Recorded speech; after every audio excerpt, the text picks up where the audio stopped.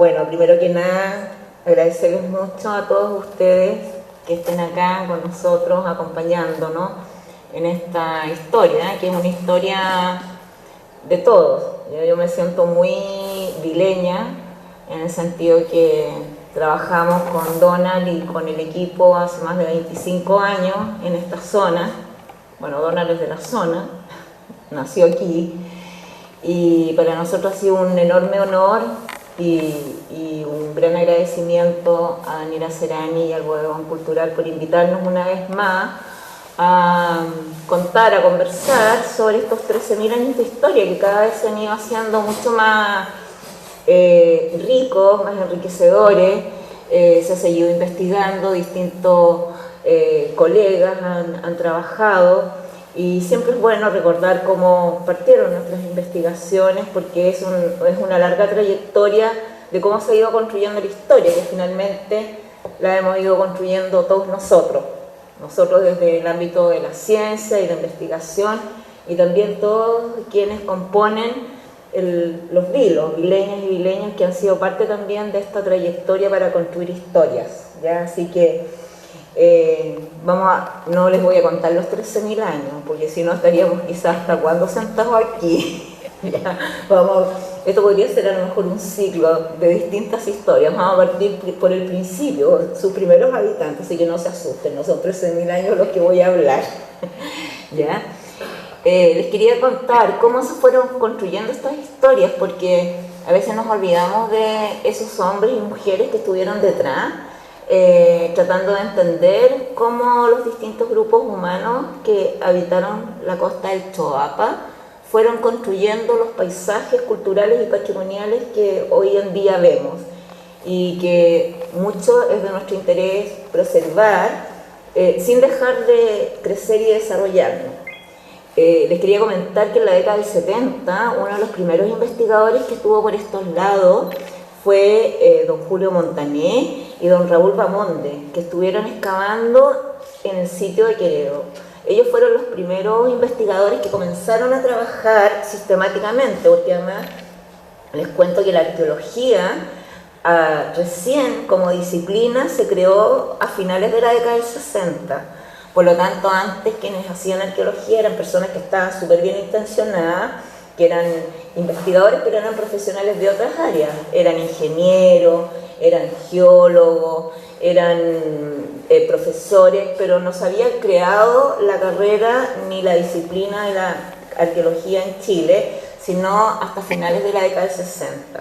Por lo tanto, los primeros arqueólogos que comienzan a trabajar sistemáticamente aquí en la zona es en la década del 70, y eso es don Julio Montané y don Raúl Bamonde, que durante el año 73 trabajan ellos en el sitio de Queredo. Y es muy interesante porque es un proyecto que se hace en convenio con el Smithsonian Institute, ¿ya? El Smithsonian Institute, que es una organización científica norteamericana, hace un convenio con el Museo de La Serena para trabajar sobre el poblamiento americano, porque en esa época en todo el continente se sabía muy poco, y entonces la gente estaba muy interesada en saber cómo llegaron los primeros humanos a esta región del mundo. Así que en este proyecto, esta es como la primera investigación que se publica en el boletín de La Serena. El Museo Arqueológico de La Serena tiene casi todos sus boletines digitalizados, así que uno puede acceder a ellos en la página web. Y ahí en ese puntito rojo que ven ustedes ahí está Queredo, donde se hicieron las primeras excavaciones. Y si ustedes ven, miren qué chiquitito en esa punta, miren qué chiquitito está la población de los vilos.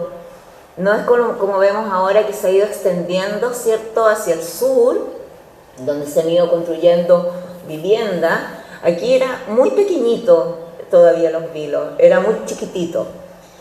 Y después, en la década siguiente, que por supuesto ustedes todos conocen, Lautaro Núñez y su equipo, ya que crea un equipo multidisciplinario con profesionales venidos de distintas disciplinas. Está don Juan Varela, que es geólogo, Rodolfo Casamiquela, que es paleontólogo, él es argentino, Carolina Villagrán, que es bióloga y trabaja en paleoambiente, y ellos también durante la década del 80 trabajan también en Queredo, ¿ya?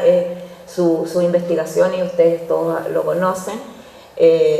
Fueron investigaciones muy importantes que marcaron un hito muy impresionante y que fue muy simbólico para los vileños, a tal punto que tenemos instalado un mastodonte mirando el océano, ¿cierto?, como fruto de ese trabajo que Lautaro hizo en esa época, y que realmente fue un gran impacto, yo creo, para toda la comunidad de los vilos. Hasta el día de hoy yo tengo un mamut de peluche, un mastodonte de peluche que me compré, porque ahí uno se da cuenta cómo una investigación impacta enormemente en una población, porque empiezan a surgir cosas que no estaban pensadas que surgieran y pasan a ser parte de la vida cotidiana de nosotros también. Así que yo también tengo mi mastodonte que dice los vilos en mi casa. Y después, en la década del 90, está el equipo nuestro, que es un equipo que lideró Donald Jackson por 25 años, que comenzamos con los primeros proyectos sistemáticos con investigaciones financiadas por Fondesit, aquí en Los Vilos, y que conformamos un equipo entre profesionales de la Universidad de Chile, profesionales del Centro Nacional de Conservación y profesionales del CEASA, ¿ya? Que ustedes saben que el CEASA es el Centro de Estudios Avanzados de Zonas Semiáridas, que tiene su sede en Serena, y ahí tenemos muy buenos colegas que nos han acompañado también durante toda esta trayectoria en la investigación que hemos realizado acá en Los Vilos. Pero también yo quería dar un agradecimiento así muy público a mucha gente que nos acompañó y que nos acompañó en las excavaciones, y que además discutíamos con ellos, porque muchos de ellos también tuvieron oficio de pescadores, de mariscadores, por lo tanto su experiencia en la práctica de la pesca y de mariscar y de ser alguero y recoger algas, para nosotros era muy importante conversar con ellos y las interpretaciones que ellos hacían también de las cosas que nosotros íbamos a encontrar. Así que quiero darle un caluroso agradecimiento a don Lalo y su familia. Don Lalo trabajó con nosotros muchos años y todos sus hijos trabajaron con nosotros en distintas excavaciones. Los Víctor, Hamilton González, ¿ya? Que también estuvieron con nosotros trabajando en distintos sitios y que nos acompañaron y de los cuales nosotros en realidad aprendimos muchísimo. Así que ellos también son parte de nuestro equipo de trabajo, como parte, digamos, de todo lo que hemos ido realizando estos años. Bueno, esa es nuestra trayectoria, digamos, de las investigaciones y todo, y cada grupo de investigadores se ha ido nutriendo de los conocimientos que los anteriores han ido dejando. De hecho, muchos de ellos han vuelto. Nosotros volvimos después de 30 años. Don Julio Montaner se fue a México en el 73, y cuando vino a Chile nosotros lo trajimos a trabajar a Los Vilos. Después de 30 años estábamos muy emocionados. Bueno, les quiero contar estos primeros habitantes que llegaron a vivir a esta tierra que ahora conocemos como Los Vilos. ¿Cómo llegaron? ¿Ya? Hay varias teorías, pero una teoría que se construyó durante un largo tiempo, desde la década de 60 hasta más o menos el año 2008, era que estos hombres se habían cruzado, ¿cierto?, por ese pequeño terreno de tierra que quedó al descubierto cuando se empezó a descongelar el planeta. Antes de los 22.000 años, el planeta estaba muy congelado. Ya empieza a haber progresivamente un cambio climático a nivel global, como el que estamos viviendo ahora. Los cambios climáticos geológicos han existido siempre en la Tierra, lo que pasa es que ahora nosotros los humanos lo hemos acelerado a una velocidad no conocida, ¿ya? Pero siempre han habido estos cambios climáticos.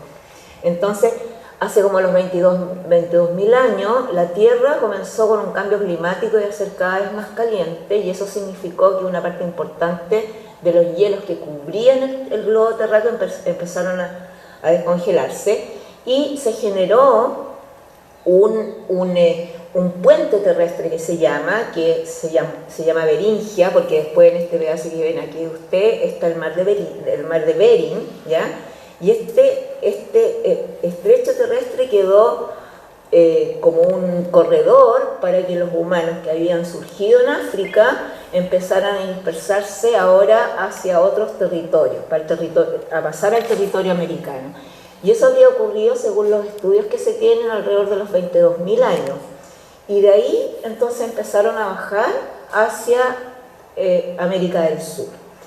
Y una cosa importante es que, como mostraba la diapositiva anterior, al principio siempre se pensó, ¿ya? Y pongo esa fecha 2008 porque después se van a dar cuenta por qué, siempre se pensó que habían pasado por este corredor terrestre de Beringia y habían bajado por el centro más o menos del continente americano para haber llegado a estas latitudes.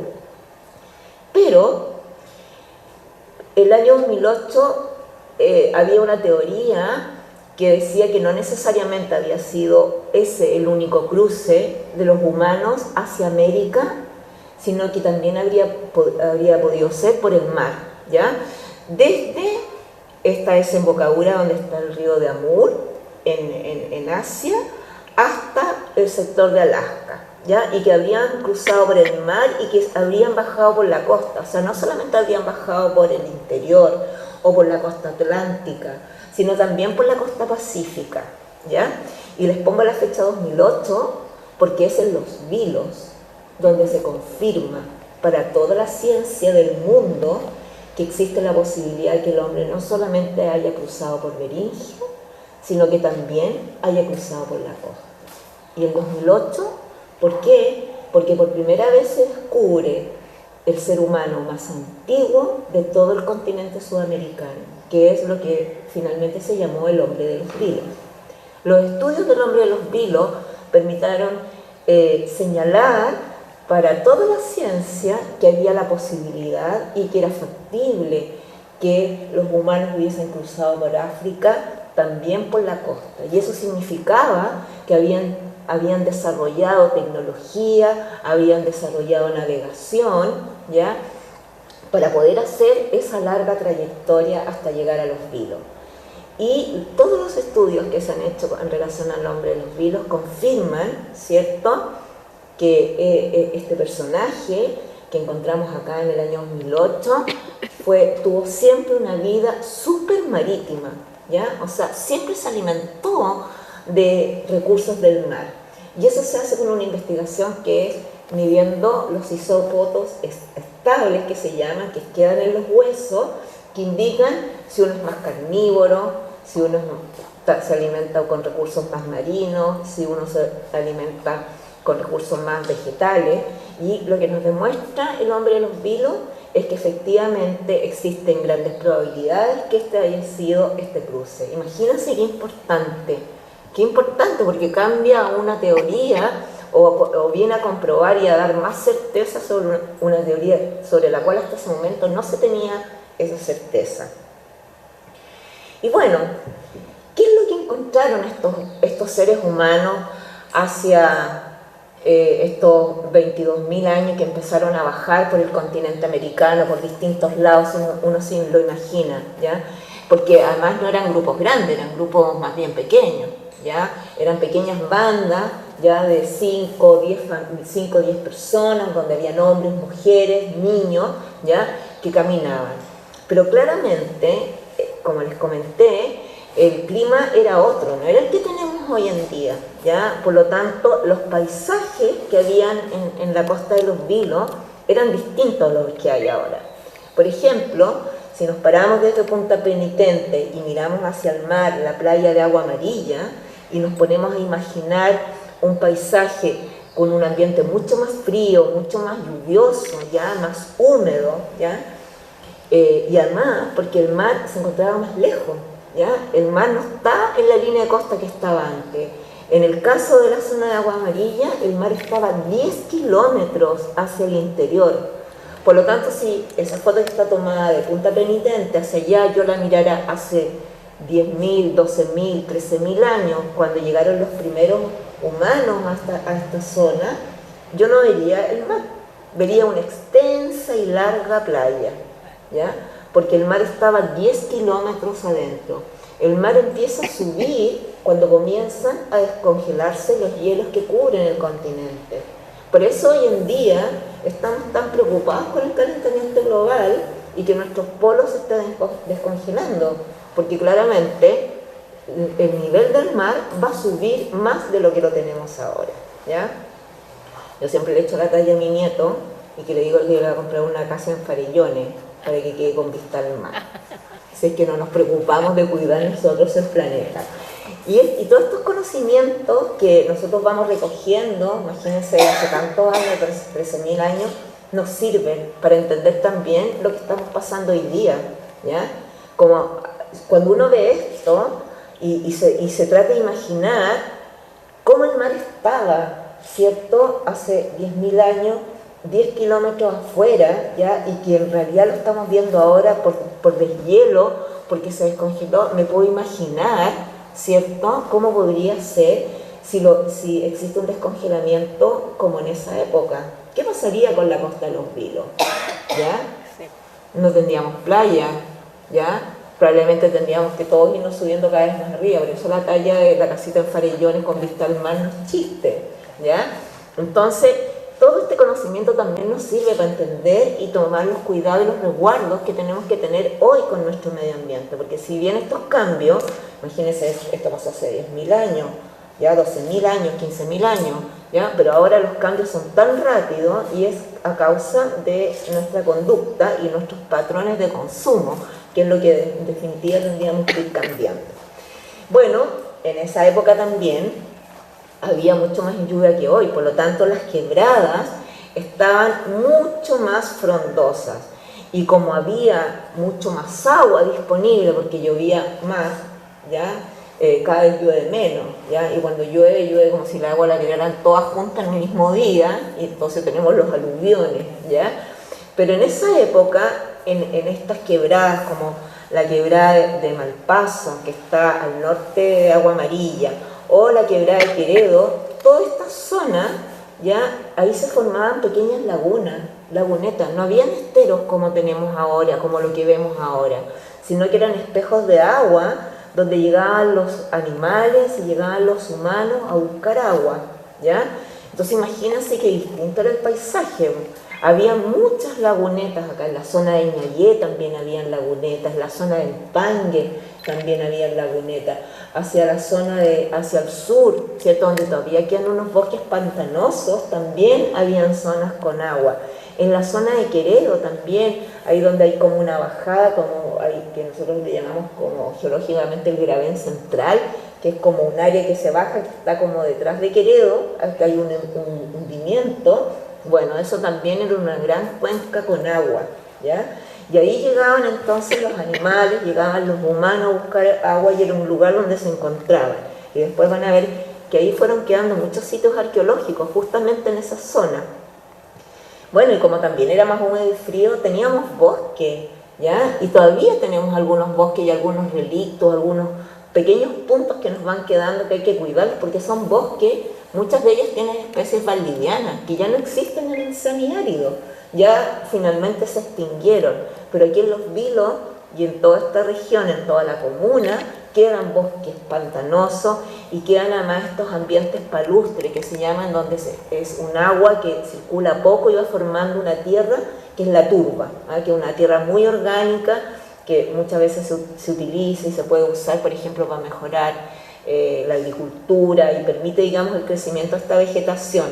Por ejemplo, el bosque de Queredo, el bosque de Ñayé, son dos bosques muy importantes. Yo creo que todos nos hemos dado cuenta cómo se ha ido perdiendo el bosque de Queredo.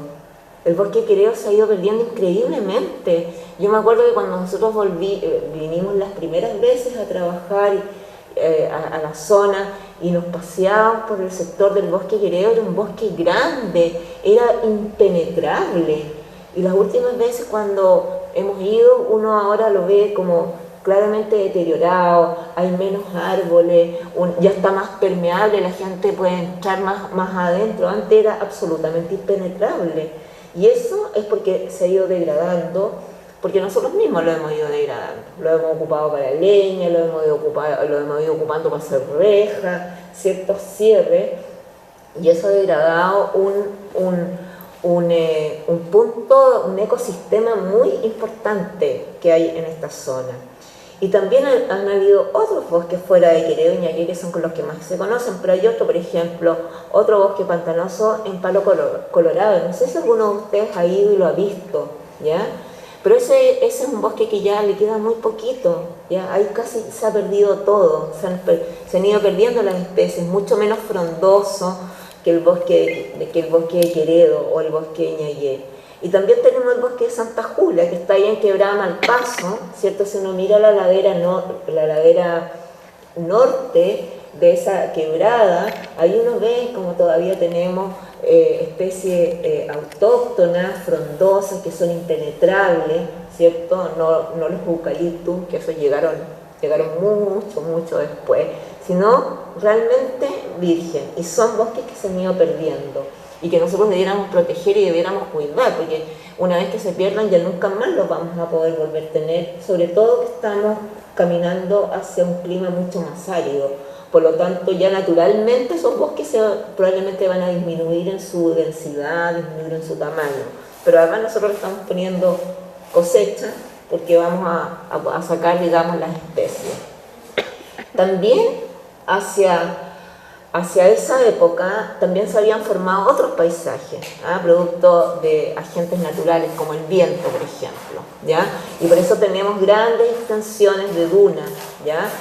Tenemos las dunas de Agua Amarilla, pero también tenemos un gran campo de dunas hacia el sur de Los Vilos, ¿ya? Donde hay muchos sitios arqueológicos. Todas esas dunas, aunque ustedes no lo crean, hacia los 20.000 años no existían. Esas dunas comenzaron a formarse alrededor de los 16.000 años antes de ahora, ¿ya? ¿Y por qué se empezaron a formar? Porque el clima se empezó a calentar. Y como se empezó a calentar y el mar empezó a subir, aumentaron los vientos, y al aumentar los vientos empezaron a arrastrar, ¿cierto?, todas las partículas que habían quedado en el borde y fueron formando estas dunas. Las dunas se empezaron a formar más o menos hace los 16.000 años, ¿ya? Y ahí recién empezamos a tener estos enormes campos de dunas. Algunos hoy en día están como, le llamamos nosotros, son paleodunas, porque están como semifosilizadas, no están activas, ¿ya? Como son, por ejemplo, todos los campos dunares que están hacia la zona norte, en toda la zona de Ñañé, son todos puros campos dunares, pero están prácticamente semifosilizados, por decirlo así, no están activos. A diferencia, por ejemplo, de las dunas de Agua Amarilla, que continúan activas, ¿ya? Pero si uno excava más abajo, se da cuenta que hay zonas que en algún minuto también estuvieron semifosilizadas. Y ese es el tema de las dunas. Las dunas son súper activas, cuando cambia el clima, las dunas se pueden activar fácilmente. Si desaparece la vegetación, las dunas se van a activar, porque la vegetación permite que las dunas queden firmes y no caminen.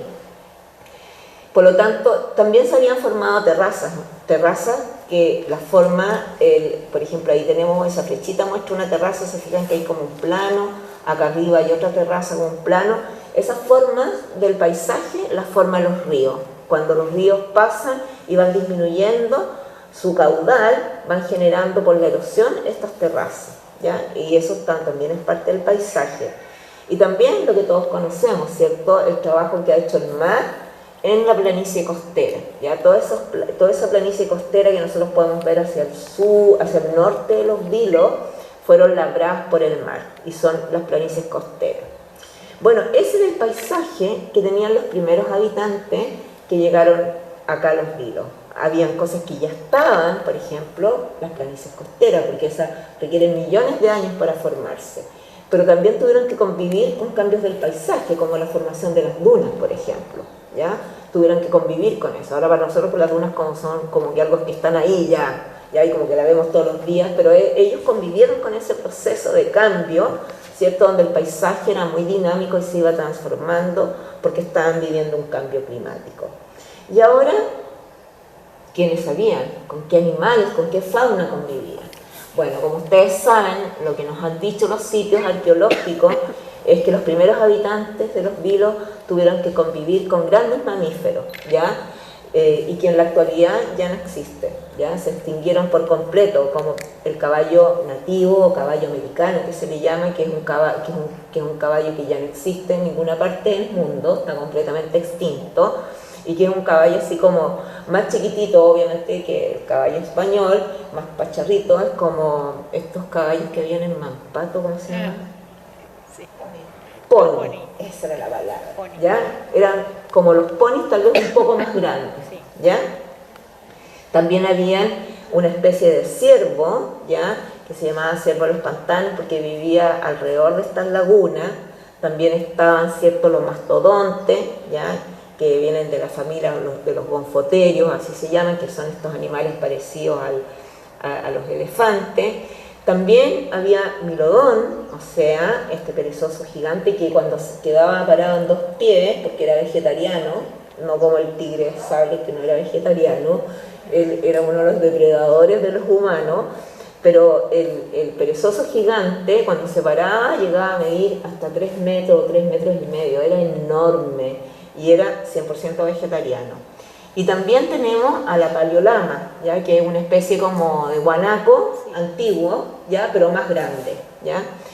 Y entonces convivía con estos animales.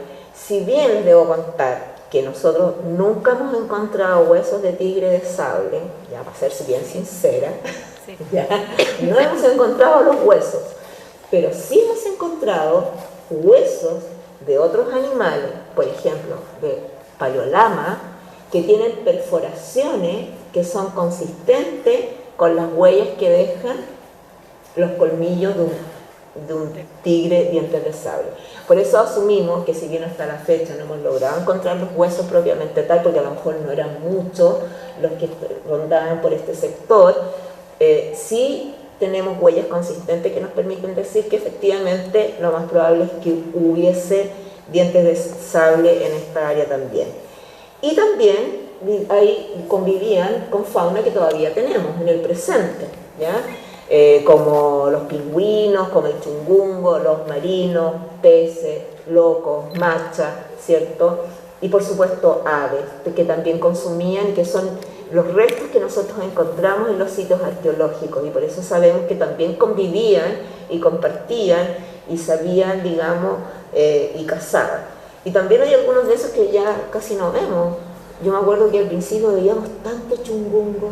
Sí. Me acuerdo que uno iba a Ñayé y ahí en los roqueríos, o iba a Punta Chungo, ¿cierto? Y se ponía en la playa y ya aparecían los chungungos con sus pescaditos y comiendo con las patitas para arriba. Y ahora casi no se ven, porque claramente ha habido una explotación, nosotros hemos ido degradando también nuestras costas y claramente han ido buscando un lugar más amable donde vivir. Pingüino, me acuerdo siempre que es tan impresionada una vez que bajé prospectando todo el sector de Cabo Tabla, sentimos los gritos de los pingüinos y nos pusimos a mirar en la orilla y había una gran caverna y habían cientos, miles de pingüinos. Hace tiempo que no voy, no sé si todavía sigue estando tan numerosa esa población de pingüinos, pero era impresionante, había muchísimo, en una pingüinera increíble que era de difícil acceso, porque ahí hay un enorme acantilado, ¿cierto? Y entonces uno tenía que ponerse así acostada, mirar los pingüinos, donde había una enorme caverna. Siempre quisimos hacer un viaje por mar, porque se debe haber visto increíble, así que yo los estimulo que si no han visto esos pingüinos, y si todavía quedan, háganse el viaje por mar, porque realmente era increíble. Bueno, y toda esta convivencia de estos primeros habitantes con este medio ambiente, con estos paisajes, con esta fauna, lo que fueron haciendo es que fueron dejando sitios arqueológicos, ¿ya? Por ejemplo, todos esos puntitos rojos que ustedes ven ahí, al sur de Los Vilos está en este sector, ¿cierto? Ya aquí esta foto es más nueva, así que ya Los Vilos está bastante más crecido, más grande, y todos esos puntitos rojos que ustedes ven son puros sitios donde nosotros hemos encontrado esta megafauna extinta, ya desaparecida. Hasta la fecha hemos logrado encontrar 24 sitios que hasta el momento son paleontológicos, porque no hemos encontrado huella humana, sino que hemos encontrado huesos de paleolama, huesos de milodón, huesos de mastodonte, ¿ya? Pero no hemos encontrado la asociación con el ser humano, que eso es lo difícil, ¿no? Porque los animales también se morían y no por eso, digamos, se morían porque alguien los había matado, sino que también mueren de muerte natural. Entonces, lo que hacemos es tratar de discriminar si esos sitios, esos lugares donde está esta fauna extinta, efectivamente ese animal murió por causa antrópica, porque un humano, digamos, lo mató, o finalmente porque el tipo murió de un ataque al corazón, porque también tienen derecho a morir de ataque al corazón, supongo, ¿ya? Entonces, de todos estos sitios, que son 24, nosotros solamente hemos encontrado 3 sitios donde hay una clara evidencia con artefactos humanos, y donde sabemos que hay una presencia humana, que además hubo una interacción con esta fauna extinta. Y esos son el sitio de Santa Julia, que está aquí, el sitio de Queredo, que está acá, y un sitio que está hacia la precordillera, cerca de Tilama, que se llama Valiente. ¿Ya? Entonces, aquí sabemos que están las primeras evidencias y están los primeros asentamientos, los primeros lugares donde las poblaciones y los habitantes de los vilos hicieron sus actividades. Y les voy a presentar cada uno de ellos y les voy a contar qué es lo que hemos encontrado, ¿ya? Y qué pensamos que son cada uno de estos lugares. Bueno, el primero que les vamos a mostrar, que es el que tenemos más antiguamente fechado, o sea, es el más antiguo de todos los sitios que hemos encontrado hasta la fecha, donde sabemos que habitó el ser humano, además que se relacionó con esta fauna extinta, es el sitio de Santa Julia. El sitio de Santa Julia queda por la quebrada de Malpaso, esa que va bordeando las dunas de agua amarilla, que se meten hacia el fondo, ahí está el sitio. Y ese sitio es increíble, porque me podrán creer que está bajo 10 metros de tierra. 10 metros de tierra. Y ustedes me preguntarán, pero ¿cómo pudieron ver esta cuestión si está bajo 10 metros de tierra? Bueno, porque el señor Donald Jackson era muy curioso, ¿ya? Y cuando caminaba por las laderas, ¿ya?, de los esteros, lo que nosotros íbamos mirando, porque sabíamos que los paisajes habían cambiado, sabíamos que si íbamos a encontrar algún sitio muy antiguo iba a estar debajo de mucha tierra, ¿ah? Porque la tierra, las dunas se mueven y se van cimentando, ¿cierto? Y se van formando lo que nosotros vemos, ¿ya? Por lo tanto, era imposible verlo y no podíamos excavar todo por todos lados. Por lo tanto, una parte importante de la metodología de trabajo fue prospectar todas las quebradas, ¿ya? Porque si íbamos a encontrar algún sitio antiguo, iba a estar debajo de mucha tierra. Por lo tanto, todas las quebradas. ¿Y qué es lo que íbamos mirando ahí? Íbamos mirando de donde iban quedando estos que se llaman, nosotros los llamamos perfiles expuestos. Y ahí íbamos tomando muestras. Por ejemplo, cuando veíamos turba. Si veíamos que había formación de turba, significaba que eso era antiguo.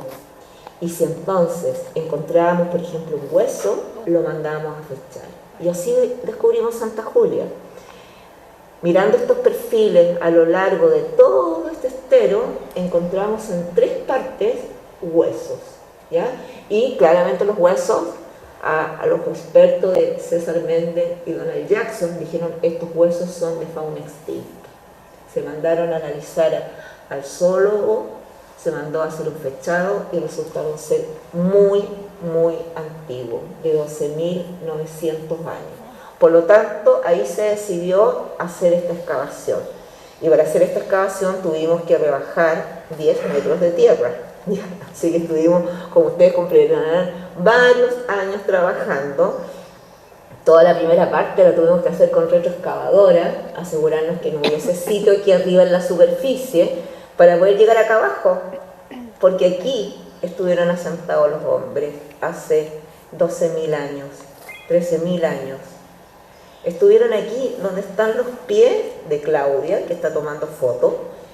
Imagínense qué distinto era el paisaje, porque nosotros vemos acá un gran cerro que se formó por depósitos eólicos y depósitos que trajo el propio estero. Pero ellos, cuando estuvieron aquí, en este lugar, no había nada de esto. Aquí había una laguna. Entonces nosotros cuando llegamos nos tenemos que imaginar cómo era ese paisaje, ¿ya? Para saber hacia dónde excavar. Y ahí fue que encontramos Se hizo una gran excavación, ya trabajó mucha gente, trabajamos durante 3 años y todos esos puntitos que ven ahí ustedes como con cerrito son las cosas que fuimos encontrando, ¿ya? Fuimos encontrando desechos de talla lítica, fuimos encontrando huesos, fuimos encontrando artefactos, ¿ya? Fuimos encontrando un montón de materiales que se fueron analizando. Y ahí ustedes ven cómo los arqueólogos y los conservadores están trabajando en cada uno de esos hallazgos, con mucho cuidado. Se trabaja con pincel, con brocha, ¿ya? Con artículos médicos, ¿ah? Con palitos de madera, muy delicado porque los huesos, imagínense, han pasado 13.000 años, están súper frágiles de estado de conservación. Han perdido el colágeno, muchos han perdido la estructura, a veces uno los toca así, ¡pum!, y se transforman en polvo. Entonces hay que excavarlos con mucho cuidado, muchas veces tenemos que aplicarles consolidante para que no se nos transformen en polvo. Entonces el trabajo es un trabajo muy delicado. Y después hay que hacer todo el registro. Miren, ahí ustedes ven cómo quedó todos esos como montoncitos que ustedes ven ahí, son todos los hallazgos que encontramos en Santa Julia, ¿ya?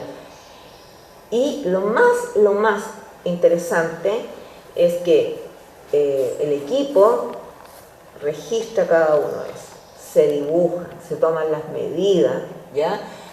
Antes de que los levantemos del sitio arqueológico, ¿ya? Porque sabemos que si se nos sucede cualquier contingencia, podemos perder la información. Entonces, antes que retiremos el material del lugar, se hacen todo lo que se puede hacer para documentarlo.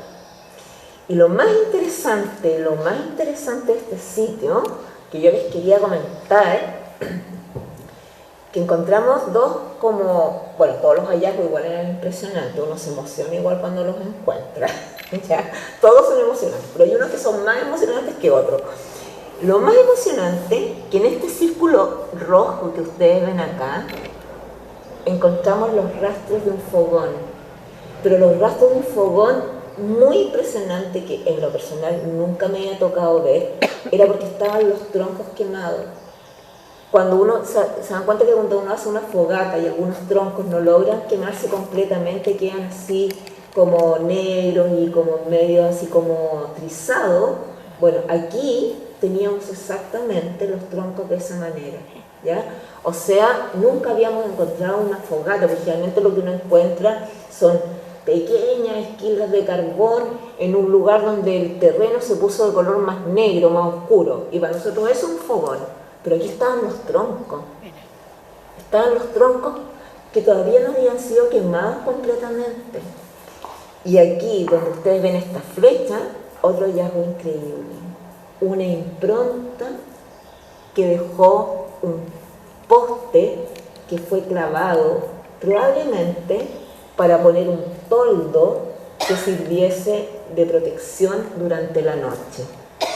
O sea, estábamos encontrando dos cosas que nos hablaban muy importantes de quienes estuvieron ahí y cómo estuvieron ahí, ¿ya? Y entre las cosas que encontramos está, por ejemplo, increíbles todas, ¿ya? Pero encontramos, por ejemplo, este artefacto de madera, ¿ya? Que terminaba en esta punta. Encontramos artefactos como este cuchillo, ¿ya? Y este inicio de construcción de una punta de proyectil, porque en algún momento se les quebró y no continuaron, la punta va para acá, de este material increíble, cristal de roca, no sé si lo han visto alguna vez, pero es completamente transparente, es como si fuese vidrio, ¿ya? Y de hecho nos pasó una mala jugada, imagínense la primera vez que encontramos desecho de cristal de roca, nos dijimos, ¡ah! El sitio está contaminado, es vidrio. Y después cuando mandamos y empezamos a mirarlo y a hacer los análisis, nos dimos que no, que era roca, que es el cristal de cuarzo, que es igual que un vidrio. Y además, aquí está la impronta de ese poste, ¿ya? Que quedó porque este lugar donde ellos estaban asentados, se fijan que es bien negro el terreno, se ve así como plástico, es porque era turba. Y la turba, ¿cierto? Cuando se seca, está más bien seca, es como una plasticina, ¿ah? Como la greda, cuando uno trabaja la greda, ¿ya? Tiene mucha arcilla, es como muy plástica, entonces probablemente la laguna había bajado, ese lugar estaba seco, pero la turba todavía estaba algo blanda cuando uno trabaja con la cerámica, y entonces pusieron el poste, ¿cierto? Probablemente para poner un toldo hecho probablemente con el cuero de un mastodonte o con el cuero de un milodón, que es con que hacían sus toldos, ¿ya? Y eso lo encontramos nosotros, 13.350 años después. Era una cuestión maravillosa. Y también, obviamente, encontramos huesos, ¿ya? Encontramos huesos principalmente de caballo nativo, ¿ya?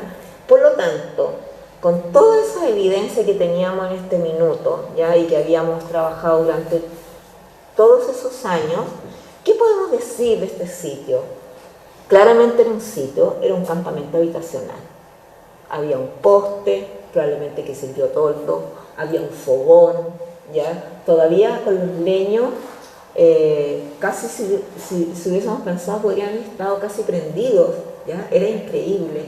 Yo siempre digo cuando estábamos trabajando ahí, que era como, lo único que nos faltaba como encontrar los pies de alguien puestos ahí, todavía sentado en el lugar donde estaba tallando, ¿ya?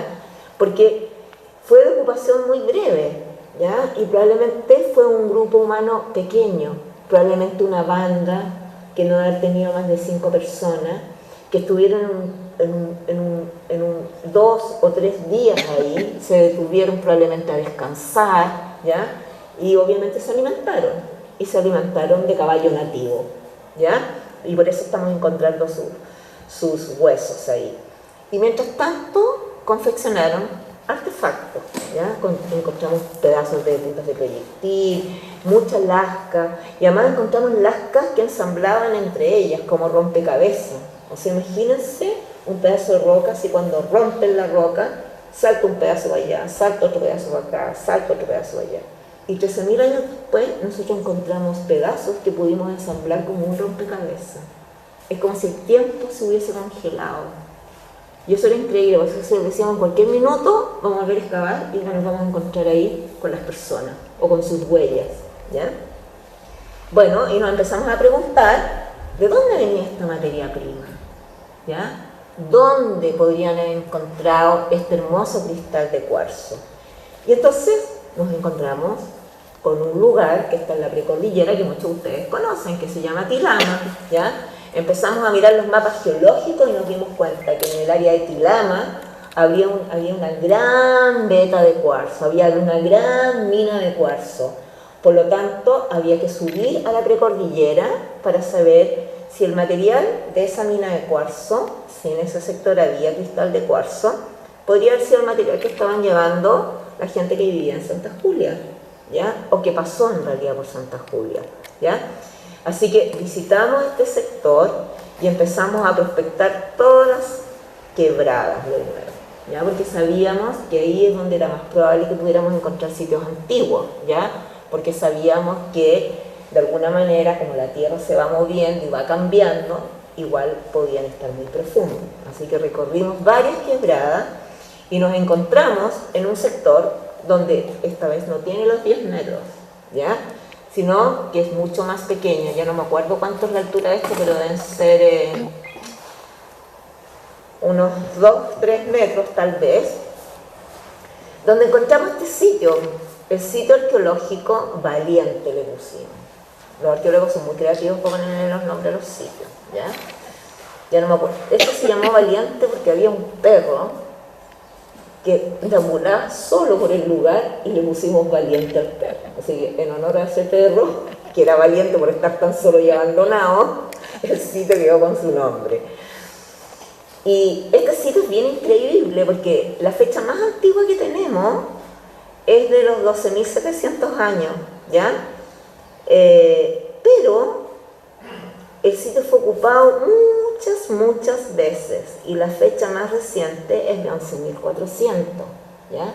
Por lo tanto, por miles cientos de años, los hombres estuvieron y mujeres volviendo a ese lugar a buscar probablemente cristal de cuarzo. Y aquí no tiene tantos metros, está bajo 10 metros como está en Santa Julia, ¿ya? Y es por una razón muy sencilla, porque en Santa Julia esos 10 metros se formaron con erosión eólica, que es muy rápida.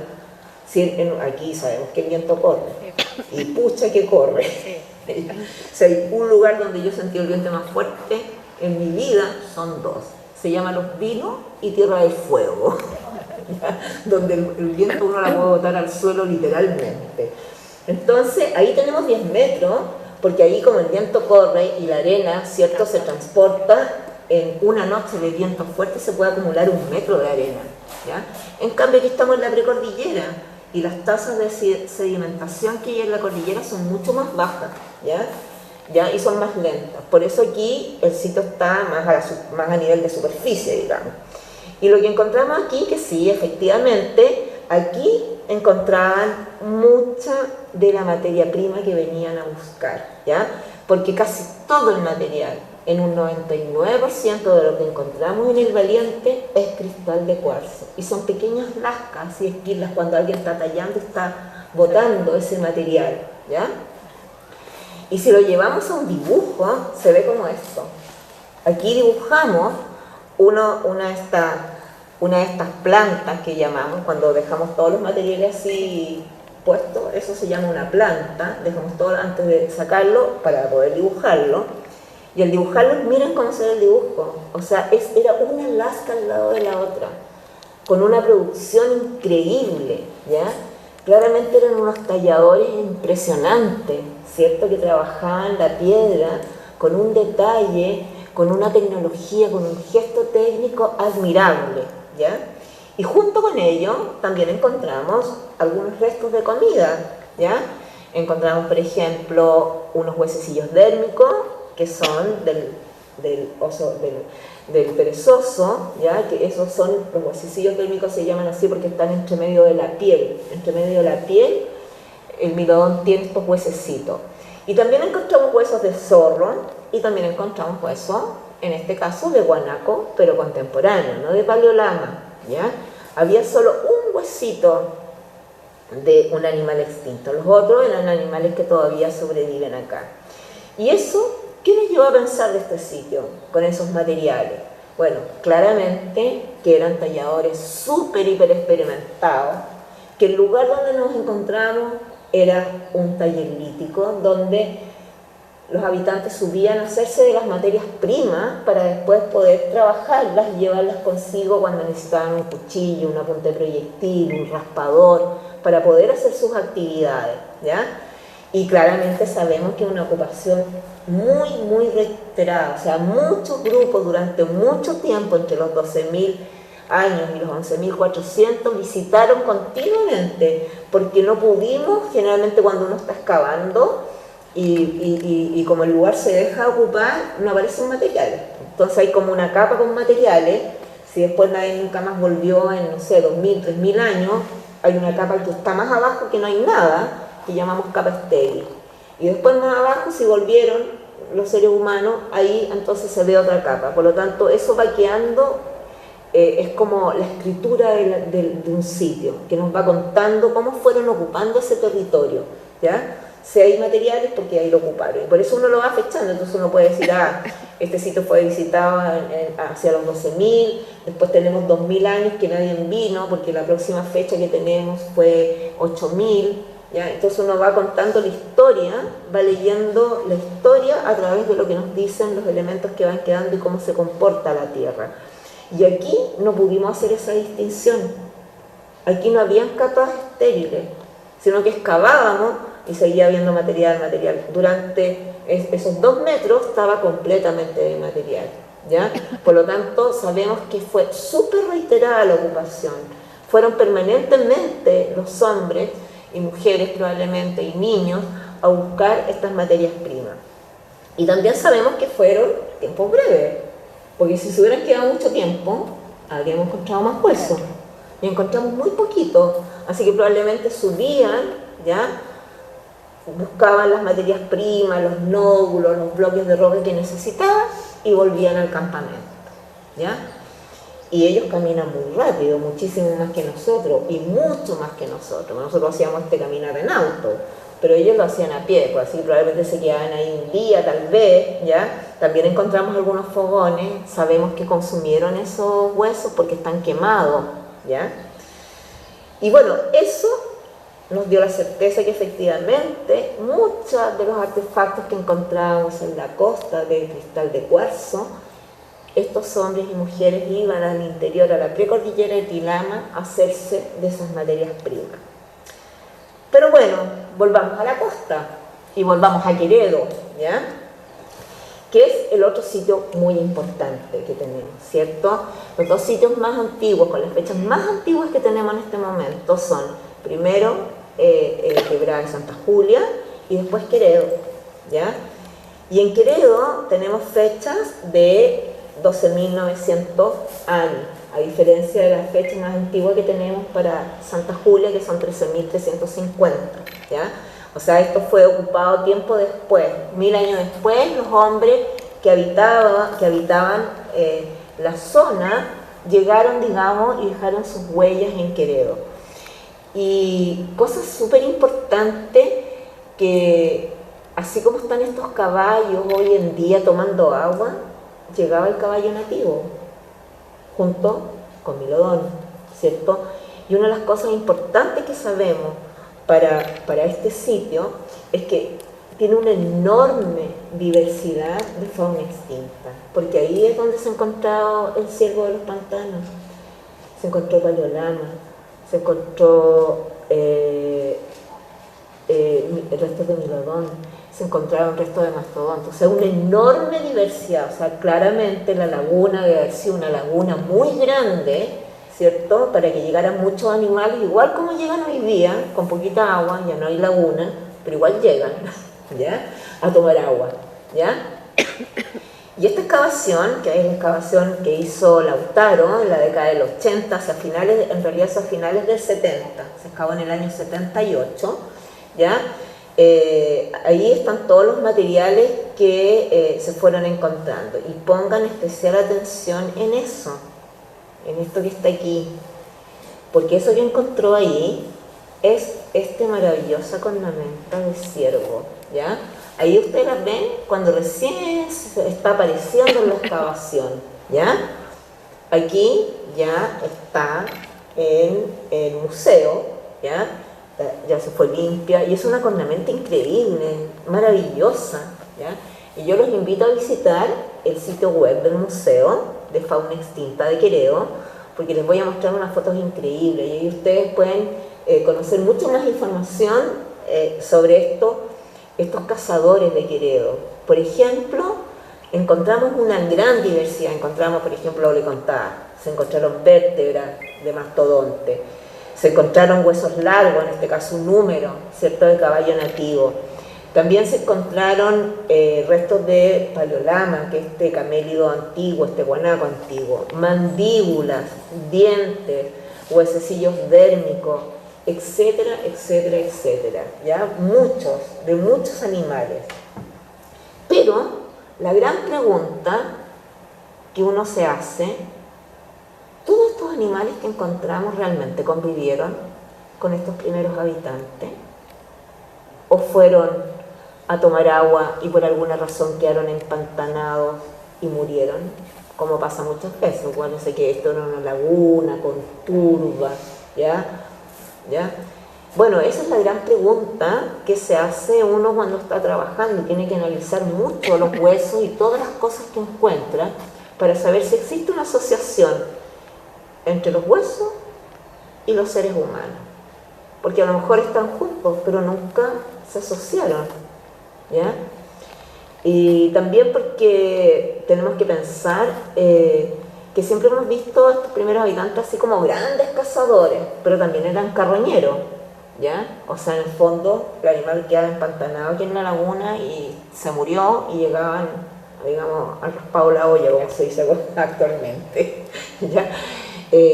Entonces ese es parte de los estudios que nosotros hacemos, y en este caso sí encontramos evidencia, ¿ya? Los estudios que hizo el equipo de Lautaro permitió determinar, por ejemplo, que este cráneo de caballo que se encontró en la excavación tiene un tipo de fractura, ¿ya?, en esta parte del cráneo que es consistente con lo que podría ser un yunque que también se encontró en la excavación, ¿ya? Entonces, efectivamente sabemos, ¿ya?, que en este caso, Queredo, probablemente era un lugar que no tanto habitaba la gente, sino que era un lugar donde probablemente iban a cazar cuando podían. En este caso, claramente, el caballo estaba ahí, le dieron un piedrazo y caput, ¿ya? Y también podían ir a carroñar y a faenar, ¿ya? Porque claramente se encontraban, por ejemplo, un mastodonte empantanado, mastodonte entero no se lo podían llevar, pesa mucho, ¿ya? Alguien que trate de sacar el mastodonte que pusieron ahí frente al mar, les puedo asegurar que no hay ningún humano que se lo lleve, así que tenían que faenarlo, tenían que sacar las mejores presas, que es lo mismo que hacemos nosotros cuando todos se pelean los tutus y la pechuga del pollo, ¿no? Nadie quiere comerse el ala, porque el ala trae poquita carne, ¿ya? Aquí era lo mismo, le sacaban las mejores presas a los animales y se las llevaban para casa, ¿ya? Entonces, aquí, gracias a esa evidencia, por ejemplo, de este caballo, ¿ya?, sabemos que efectivamente hay una interacción entre los animales que se están encontrando ahí extintos y los seres humanos. También porque quedan huellas, ¿ya? Aunque ustedes crean, los cuchillos de cristal de cuarzo es como el mejor cuchillo de cocina que uno puede tener. Yo siempre quise que Jackson me hiciera uno para la casa. Y de hecho, ahora he visto en una propaganda que hay un cuchillo que está hecho con un material muy parecido al cuarzo, ¿ya? Porque cuando obviamente se corta, y lo mismo cuando nosotros cortamos el pollo, ¿cierto?, pasamos a hallar el hueso, queda una ranura, ¿cierto? Bueno, eso también es una evidencia que efectivamente los seres humanos faenaron ahí, ¿ya? Y también porque van dejando instrumentos, ¿ya? Como por ejemplo, ay, qué divertido, hay uno que no salió, ay no. Bueno, ahí esa flechita, lo ven, no, tan solo la flechita, es muy bonito hueso, que no tengo idea por qué desapareció. Se los dejo pendiente. Pero aquí, por ejemplo, tenemos un resto de hueso que se encontró en Queredo, que tiene esta punta afilada y que cuando uno estudia cómo está pulida, ¿cierto?, eso, se da cuenta que hay huellas de otro artefacto. Y claramente eso no es natural. Eso claramente lo hizo un hombre, ¿ya? Ay, perdón. Y también encontramos otras rocas que también tienen huellas, ¿cierto?, que fueron percutidas por otro instrumento para ser usado además como instrumento, por ejemplo como un raspador, ¿ya? Entonces, efectivamente, Queredo igual es complejo, ¿ya? Tiene demasiada fauna, tiene poca evidencia humana, ¿ya? Y siempre ha estado en discusión, ¿ya? Hasta el día de hoy los arqueólogos discuten qué tan consistente, como dicen, es la evidencia de Queredo, ¿ya? Pero cada vez que se revisan las colecciones, cada vez que se vuelven a mirar los materiales, porque además Queredo tiene dos ocupaciones, una que ocurrió hace los 12.000 años y otra que ocurrió hace los 10.000 años. O sea, hubo dos momentos, ¿ya?, que podemos distinguir que hubo humanos ahí, ¿ya? Entonces, y esto siempre se debate y se vuelven a estudiar los materiales, por eso es tan importante que se preserven y que se cuiden, ¿ya? Porque lo que efectivamente se interpretó en la década del 80, cuando el sitio fue excavado por Lautaro Núñez, ¿cierto?, no es las mismas interpretaciones que se hacen ahora, porque la tecnología nos ha permitido conocer otra información que antes no podía conocer Lautaro. Ahora tenemos otros medios, tenemos los isótopos estables y todas estas cosas que hacen los hipercientíficos, ¿ya?, que permiten, por ejemplo, saber que el hombre de los Vilos, ¿ya?, es un hombre 100% marítimo, 100% marítimo, o sea, él consumió casi el 99,9%, ¿ya?, de su alimentación es del mar, ¿ya? Entonces, no es un cazador de megafauna, pues. ¿Qué significa eso? Que hace los 12.000 años habían dos poblaciones distintas en la zona de los Vilos. Una población más carnívora, bandas que eran más nómades, que transitaban por las quebradas y las lagunetas y que cazaban megafauna. Y había otro grupo humano, distinto a ese, que tenía una forma de vivir volcada hacia el mar y que vivía principalmente en la costa y que no era nómade, sino que permanecía mucho más tiempo en los lugares, ¿ya? Y casi podríamos decir como sedentaria, ¿ya? Cuando se pensaba que hace los 12.000 años en América solamente habían cazadores recolectores de megafauna, ¿ya? Ahora nos damos cuenta, por el hombre de los vilos, que no es así. Y que por lo menos en este territorio podemos decir fehacientemente que los primeros habitantes que llegaron aquí eran dos grupos humanos que tenían formas de vivir distintas, ¿ya? Uno mirando a la costa y otro mirando a la cordillera.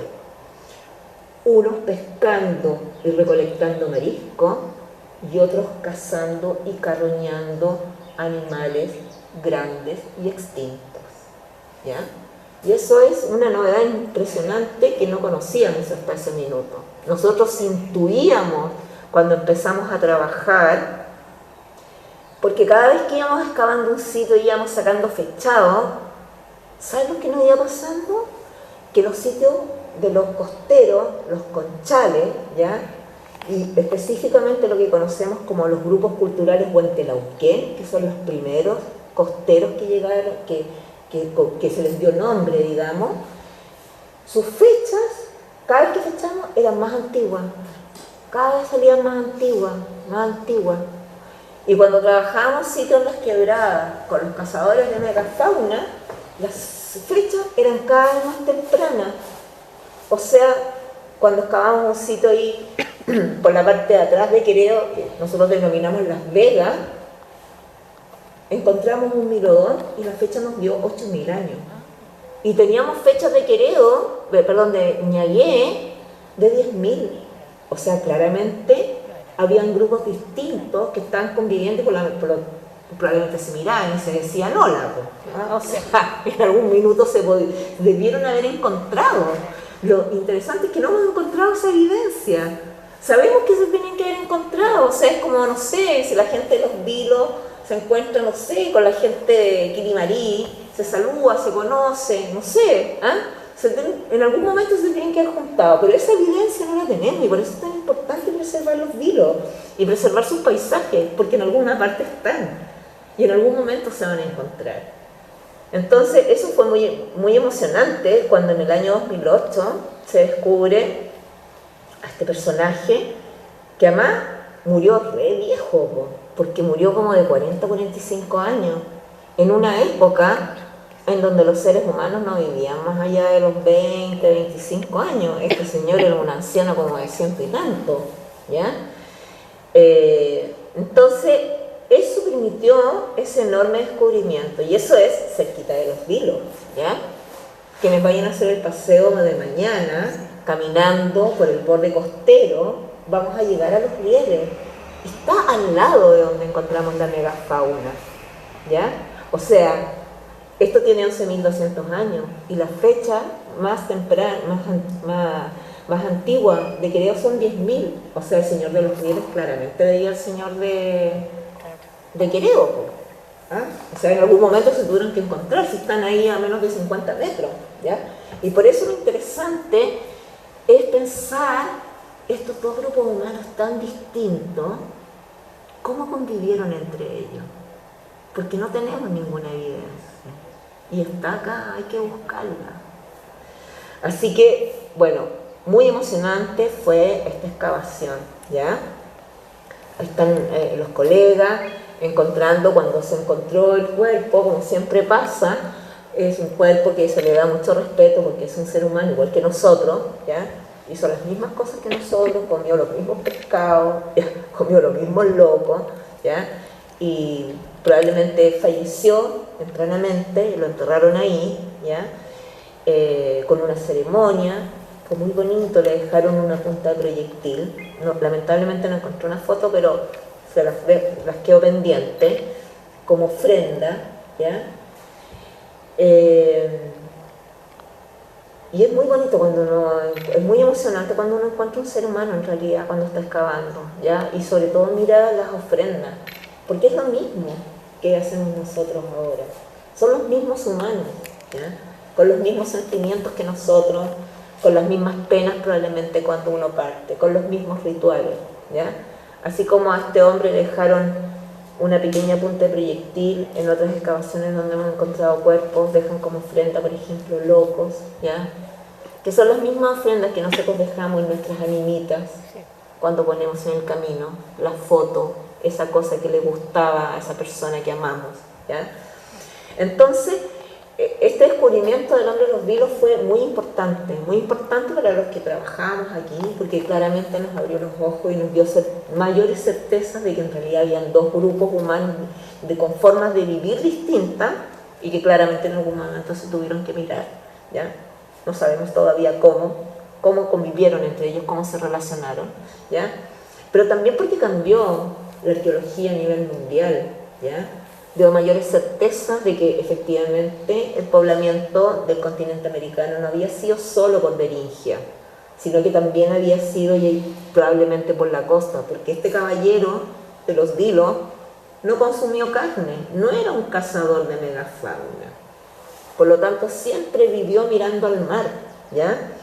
Y este hombre Huentelauquén, que vivió siempre mirando al mar, lo tenemos repetidos por cientos a lo largo de la costa del Choapa. Y eso nos lo dicen los cientos de conchales que encontramos, que ustedes cuando caminan por la costa pueden ver, ¿ya? Tenemos conchales a lo largo de toda la costa. ¿Por qué? Porque probablemente esa forma de vida, ¿ya? Fue la que se adaptó de mejor manera al paisaje costero, ¿ya? Porque los cazadores de megafauna, bueno, al final se les extinguió la fauna, ¿ya? Siguieron cazando probablemente guanaco, etcétera, etcétera. Pero finalmente el hombre, ¿cierto?, comenzó cada vez a estar más volcado al mar, ¿ya? Y eso es lo que tenemos hoy día en nuestro sitio. Y el sitio Huentelauquén, de estos primeros hombres de los vilos mirando la costa, el más importante es el que se encuentra en la zona de Ñagué, ¿ya? Porque es un gran campamento, un enorme campamento. Además, porque es un lugar que fue poblado no solo a partir de los 12.000 años, ¿ya? De casi los 13.000 años, sino que es un continuo. Y eso es lo importante de los vilos, ¿ya? Que en otras partes del país no pasa. No tenemos esta evidencia que hay acá. Aquí sabemos que los hombres llegaron hace 13.350 años y que nunca dejaron de habitar este territorio, porque podemos encontrar sitios de cazadores, sitios de cazadores de megafauna, de pescadores del complejo Huentelauquén, del complejo Papudo, Ánima, Viallita, Inca, hasta restos de cuando pasó Diego Almagro encontramos en Punta Chungo, ¿ya? Y hasta ahora, o sea, podemos en un mismo lugar recorrer toda la historia, ¿cierto?, de lo que fue nuestro territorio en este pequeño lugar llamado Los Vilos. Eso no pasa en otras partes. Tenemos periodos de la historia, tenemos evidencia, pero no lo tenemos ese continuo. Y este es uno de los sitios importantes que yo les quería mostrar, que excavamos por ahí a finales de la década del 90, ¿ya? Donde encontramos, por ejemplo, estructuras y grandes fogones como este que ven ustedes acá, ¿ya? Con piedra, ¿ya? Porque probablemente lo que hacían el fogón, calentaban las piedras y sobre las piedras ponían los pescados. Porque ahí encontraron los pescados calientes. De hecho, nosotros hacemos harta experimentación, ¿ya? Y nosotros lo hemos hecho y se cocinan fantástico. Cuando uno tiene piedra, ¿cierto?, abajo hace fuego, las piedras se calientan. Bueno, eso es el curanto. ¿Ah? Bueno, estos son los primeros curantos aquí, en Los Vilos, ¿ya? Entonces encontramos estos enormes fogones, ¿ya?, donde encontramos entre medio huesos de pescado, algunos huesos de lobo marino. Aquí se encontró pingüino, sabemos que comían pingüino, ¿ya? También tenemos esto, por ejemplo, aquí está una escápula de lobo marino, ¿ya? Encontramos una cosa increíble también, que habla del aspecto simbólico de estos grupos, ¿ya? Los Huentelauquén acá además de tener las típicas cosas como las puntas de proyectil y que ustedes ven ahí, ¿cierto? Y raspadores y los típicos artefactos, ellos también tenían una vida espiritual muy, muy rica, muy potente, ¿ya? Lamentablemente en este sitio no encontré las imágenes, también se las debo, ¿ya? Litos geométricos, ¿ya? Que son figuras geométricas como estrellas, como soles, ¿ya? Como pentágonos hechos de roca, ¿ya? Y que son increíbles. Y en este sitio además encontramos una gran placa, no grande en realidad, yo la vi muy grande cuando la encontramos, pero no era tan grande. La tenía, no sé, 10 centímetros, 15 centímetros. Estaba completamente incisa, con dibujos, con rayas, ¿ya? O sea, claramente lo usaban para algún ritual, ¿ya? Lo mismo que muchos de los fogones que encontramos, ¿ya? Porque pensamos que estas bandas, ¿ya? Vivían más permanentemente, pero están estos grandes sitios como Ñagué, o sitios más al norte, ya como en Antofagasta, el sitio Las Conchas, o en la zona de Copiapó, el sitio Obispito, que son todos costeros, ¿ya? También de estos grupos Huantelauquén, y aparentemente cuando estaban en ciertos periodos del año, se congregaban estas distintas bandas en un lugar más amplio para celebrar ceremonias. Porque litos geométricos o litos grabados, como los que se encontraron acá en Ñagué, no se encuentran en todos los sitios Huantelauquén. Si mal no recuerdo, la cantidad de sitios que tenemos cifrados como adscritos a esta cultura huantelauquén en esta zona son 28, ¿ya? Pero solo este sitio tiene esas características de ser un lugar que probablemente se usó para ceremonia. Y bueno, esa larga vida costera, esa larga vida costera no termina aún. Esa vida de ayer es nuestra vida de hoy aquí en Los Vilos, ¿ya? Así como nosotros encontramos la evidencia, ¿cierto?, del hombre de Los Vilos, que fue un pescador, un mariscador. Bueno, cuando recorremos la costa y conversamos, me encuentro con pescadores que preparan sus propias pesas líticas, que son exactamente iguales a las que encontramos en los sitios arqueológicos. Y nos damos cuenta cómo desde los 11.000 años hay una tradición para hacer ciertas cosas y ciertas formas que permanecen hasta el día de hoy. Y así como ayer, ¿cierto?, también se recolecta el loco. Y como ayer, también generamos conchales, ¿ya? Y nuestros hombres y mujeres de mar, ¿cierto?, que también deambulan por la costa, también hacen sus fogones, donde cocinan sus pescados y dejan sus huellas en el paisaje. Y dejan sus herramientas como estas pesas líticas, que no son tan distintas a lo que encontramos en los sitios. ¿Cuál es la diferencia? Que suman tecnología, le ponen estas mallas plásticas para poder recuperarlas y no perderlas, ¿ya? Probablemente eso mismo hacía el hombre de Los Vilos, pero sus mallas las hacía con fibra, las hacía a lo mejor con vegetales, ¿ya? Y que a lo mejor no se preservaron. Pero esto que nosotros vemos acá nos abre los ojos para decir, esto tenemos que buscarlo, porque a lo mejor el hombre de Los Vilos de 11.000 años también lo hacía de la misma manera que lo hacen ahora. Porque así como nosotros aprendemos de la vida de los pescadores, de los mariscadores, porque ellos nos han dado muchas pistas de cosas que encontramos en Los Vilos, en los sitios arqueológicos. Yo siempre cuento que trabajando en un sitio en Duna Amarilla, que tenía mucha macha, empezamos a encontrar que todas las conchas tenían la misma fractura, ¿ya? Y era raro, está bien una concha, 2 conchas, 3 conchas, ya, pero 10 conchas claramente no era natural, ¿ya? Era un patrón de fractura que se generaba por acción de un humano, ¿ya? Probablemente al abrir la concha o al utilizar la concha, que no sabíamos de qué se trataba. Pues, ¿dónde encontramos la respuesta?